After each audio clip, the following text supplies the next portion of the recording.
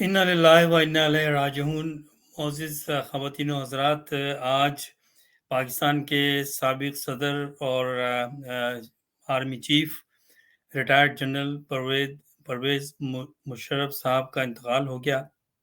काफ़ी अरसे से वो अलील थे, दिल के मर्ज़ में, और हॉस्पिटल में एडमिट थे, और आज वो इस दुनिया से रुखसत हुए हमें छोड़कर।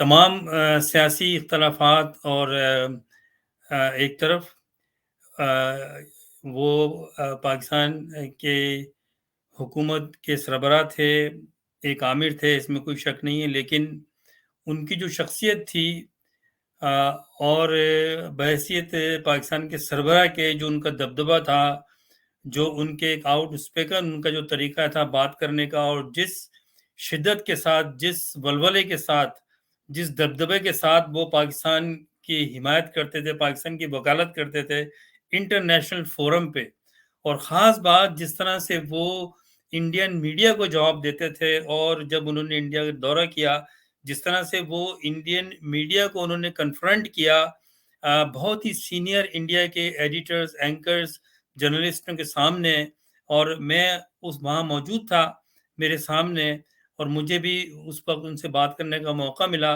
मेरी खुशनसीबी है, तो मैंने इतनी अट्रैक्टिव, इतनी दबंग शख्सियत को बहैसियत सरबराह नहीं देखा। पाकिस्तान में शायद इस दबदबे का इंसान और जो मुल्क का सरबराह रहा हो, वो शायद ना पहले कभी मैंने देखा और ना आएगा। जिस तरह से वो पाकिस्तान की वकालत करते थे इंटरनेशनल मीडिया में, इंटरनेशनल फोरम्स में, और जवाब देते थे बड़े-बड़े एंकर्स को, बड़े-बड़े सहाफ़ियों को, तज्ज़िया निगारों को और दूसरे लीडर्स को, उसकी कोई मिसाल नहीं मिलती पाकिस्तान में। मैंने ऐसा लीडर नहीं देखा। तो बड़ा अफ़सोस का दिन है आज मेरे हिसाब से, मेरे नज़दीक, क्योंकि मैं उन खुशनसीबों में से एक सहाफ़ी हूँ, एंकर हूँ, जिसको ये मौका मिला कि वो उनसे बिलमुशाफ़ा मिले। और मैंने 3-4 दिन, जब मैं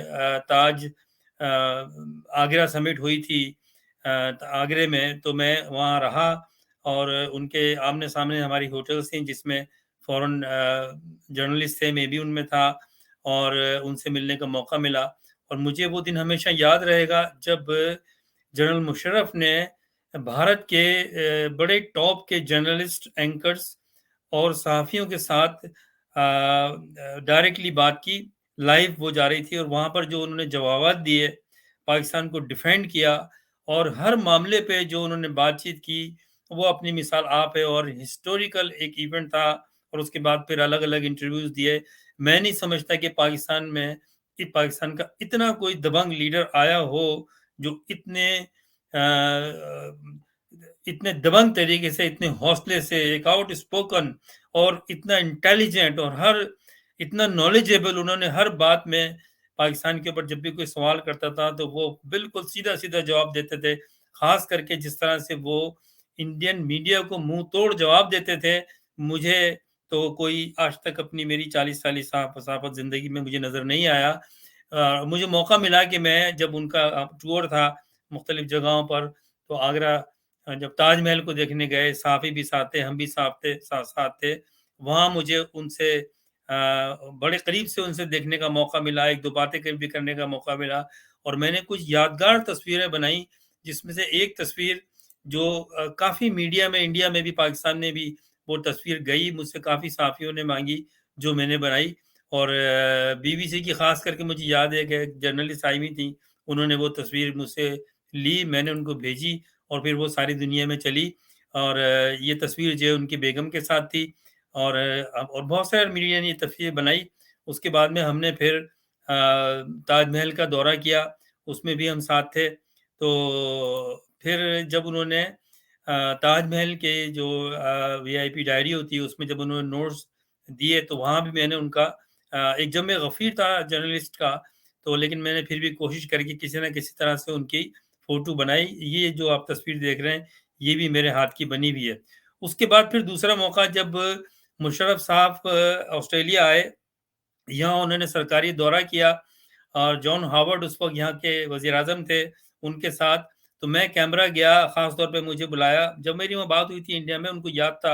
اور میں یہاں پر بھی کیمرہ میں ان سے ملا، اور بڑے پرتپاک طریقے سے، اور بڑا اچھا ٹور رہا. پھر یہاں پر ایک ایشین سوسائٹی نے سڈنی میں ایک ان سے بات چیت رکھی ہوئی تھی، میں اس میں بھی شریک ہوا. کیمبرا میں prime minister Australia John Howard نے ان کو ایک عشائیہ دیا تھا، میں نے اس میں بھی شرکت کی.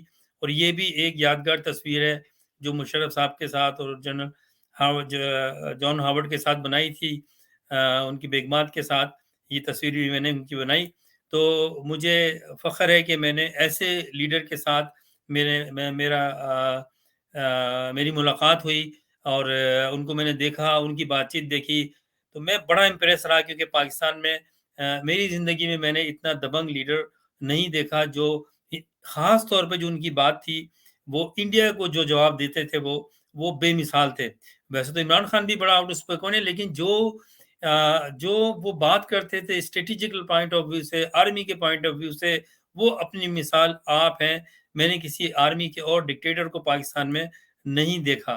تو بہرحال اور پھر جب وہ میڈیا میں بات کرتے تھے اور جو جواب دیتے تھے، تو سب سے بڑی بات یہ تھی کہ وہ ان کی بات سے، ان کے جواب دینے میں ان کا ایک جو دبدبا تھا، جو ایک بے باک وہ بات کرتے تھے اور اسٹریٹ فارورڈ بات کرتے تھے، میں نے کسی پاکستان کے لیڈر کو نہیں دیکھا. مثال کے طور پر یہ میں نے ابھی ایک کلپ نکالا.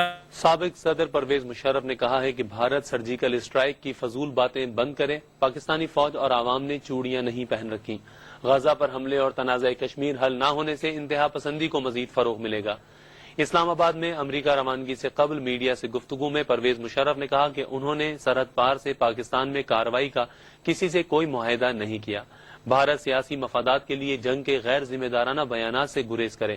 پاکستان نے دہشت گردی کے خلاف سب سے زیادہ قربانیاں دی ہیں. مزید اقدامات کا کہہ کر حوصلہ شکنی نہ کی جائے، بلکہ حوصلہ افزائی کرنی چاہیے.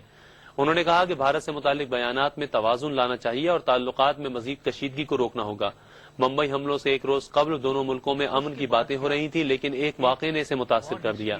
پرویز مشرف کا کہنا تھا کہ وہ عالمی امور پر لیکچر دینے کے لیے امریکہ جا رہے ہیں.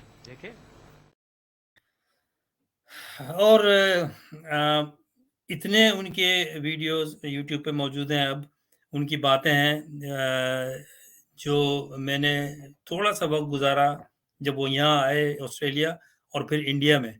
اور میرے زندگی کے، میرے کام کے، میرے پروفیشن کے بحیثیت صحافی، بحیثیت رپورٹر، ایک تجزیہ نگار، میری زندگی کے انمول وہ ٹائم تھا، وقت تھا جس کا مجھے بڑا مزہ آیا. آج وہ شخصیت ہم میں نہیں ہے، وہ محبوب حقیقی سے جا ملی.